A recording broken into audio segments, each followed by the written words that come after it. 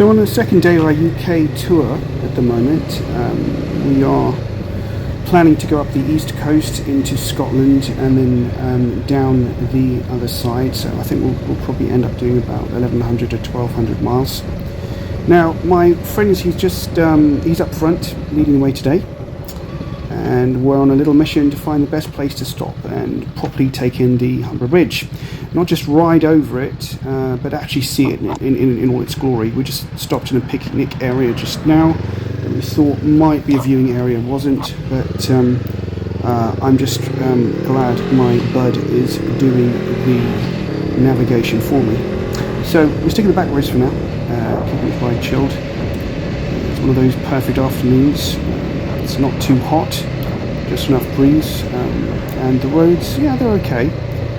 So not bad riding conditions. Sometimes it's not just about the destination at all, but today it kind of is, because we really would like to see some iconic shots of the Humber Bridge. It would be ideal if we actually had a drone, but look at the size of that bridge. It's a lot bigger than what I thought.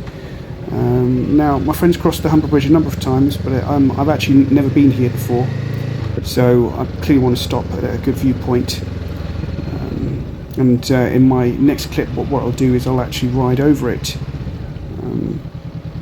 Of course, the port might get a bit of a rush, and sometimes you can go from destination to destination quite quickly, but that really is a beast. Look at that massive structure. It has lots of history behind it.